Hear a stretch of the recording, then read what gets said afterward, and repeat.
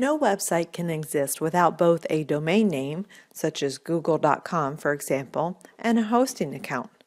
That is unless, of course, you're setting up a website using a third-party service such as blogger.com, wordpress.com, etc., which I would not recommend as you do not have full control of your website as we looked at in the previous video.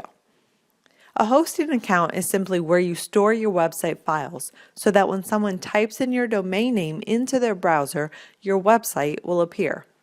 There are tons of options out there when it comes to purchasing a domain name and hosting, so picking the right one can certainly be overwhelming. I only recommend a couple of hosts because I have used them myself, or at least have used them extensively because I have customers who use them as well. Right now, I'm going to walk through how to set up a hosting account using HostGator, which is the company that I currently use right now.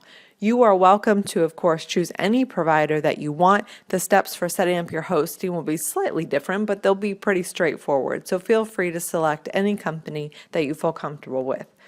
Just make sure that you select a hosting company that allows you full control of your domain name and hosting package and allows you to automatically install WordPress. But again, go ahead and visit the resources page for this video series where you'll find links to some of the top companies that I recommend. Regardless of which hosting provider you decide to go with, I recommend the first thing you do is a Google search for promotion codes. Just put in, for instance, HostGator promo code, and you'll come up with different sites that have coupons posted on them for both domain names and for hosting.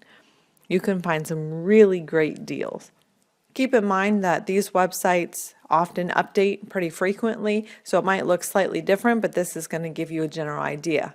Here we can choose a plan. You'll need just the basic plan, which has a single domain. That means you can only host one website on this package.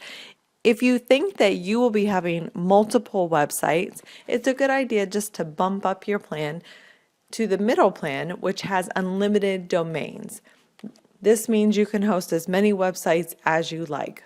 But I'm just going to start here with the basic plan. Now you notice you're going to get the cheapest rate if you select the most amount of time, and you're going to pay the most for the least amount of time. I'm going to go ahead and just sign up for the month for right now. Now I already have a domain name, so I'm going to enter that here. If you want to do a new domain name, of course, that's where you can enter it. I'm going to go with the basic hatchling plan, and you're just going to walk through and you're going to enter the information that it asks for. Pretty self-explanatory. Now once you've entered your information, you'll come down to the additional services section. I typically uncheck all of these. Backing up your site is very important, but we'll cover how to do that. And I don't typically like services that the hosting company provides. I like to do a lot of these things myself. They're a lot more effective. Now you'll see that my total is $716. I do recommend that if possible that you just purchase the full year in advance because one, it's going to be a lot cheaper, but second, it's going to just be easier. You don't have to worry about renewing it every month. But you can obviously do the month by month if that's easier for you. But I found a promo code as I suggested you search for, so now I get my first month for only a penny. Can't beat that. And click checkout now. As you can see, setting up your hosting account with HostGator is very straightforward. Now I just need to check my email to get my login information, and then we'll go ahead and install WordPress.